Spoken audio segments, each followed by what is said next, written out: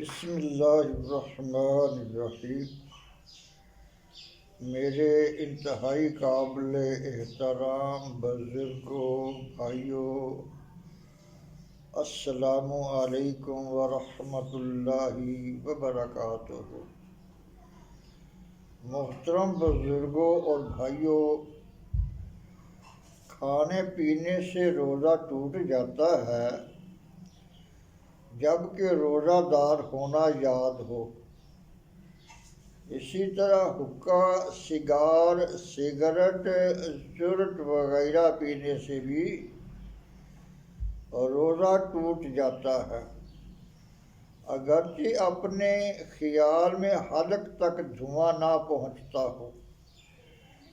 پان یا صرف تمباکو کھانے سے بھی روزہ جاتا رہے گا، اگرچہ آپ بار بار اس کی پیک تھوکتے رہیں، کیونکہ حلق میں اس کے باریک اجزاء ضرور پہنچتے ہیں۔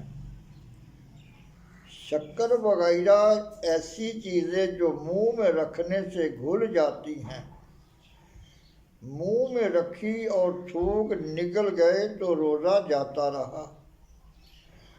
دانتوں کے درمیان کوئی چیز چنے کے برابر یا زیادہ تھی، اسے کھا گئے، یا کم ہی تھی مگر منہ سے نکال کر پھر کھا لی تو روزہ ٹوٹ گیا۔ دانتوں سے خون نکل کر حلق سے نیچے اترا اور خون تھوک سے زیادہ یا برابر یا کم تھا، مگر اس کا مزہ حلق میں محسوس ہوا تو روزہ جاتا رہا، اور اگر کم تھا اور مزہ بھی حلق میں محسوس نہ ہوا تو روزہ نہ ٹوٹا۔ روزہ یاد رہنے کے باوجود ناک کے نتنوں سے دوائی چڑھائی تو روزہ جاتا رہا۔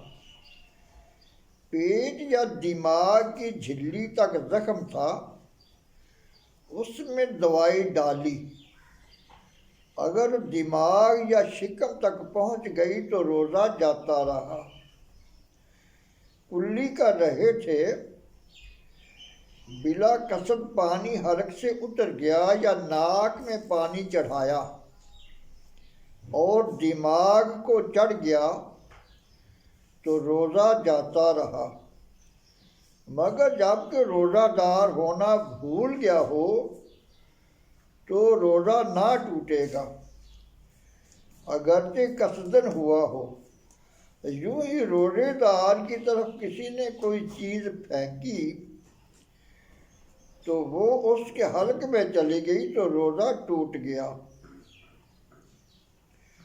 سوتے میں یعنی نیند کی حالت میں پانی پی لیا یا کچھ کھا لیا، یا منہ کھلا تھا، پانی کا قطرہ یا بارش کا اولا حلق میں چلا گیا تو روزہ ٹوٹ گیا۔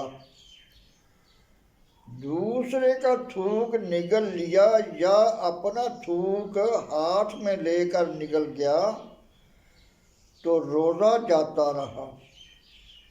جب تک تھوک یا بلغم منہ کے اندر موجود ہو، اسے نگل جانے سے روزہ نہیں جاتا۔ بار بار تھوکتے رہنا ضروری نہیں۔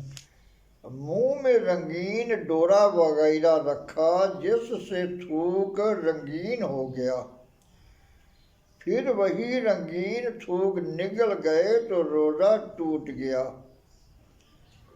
آنسو منہ میں چلا گیا اور اسے نگل گئے، اگر قطرہ 2 قطرہ ہے تو روزہ نہ گیا، اور اگر زیادہ تھا کہ اس کی نمکینی پورے منہ میں محسوس ہوئی تو روزہ جاتا رہا، اور پسینہ کا بھی یہی حکم ہے۔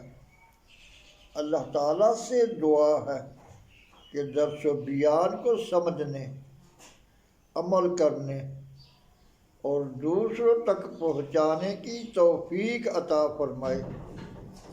وما علینا الا البلاغ المبین۔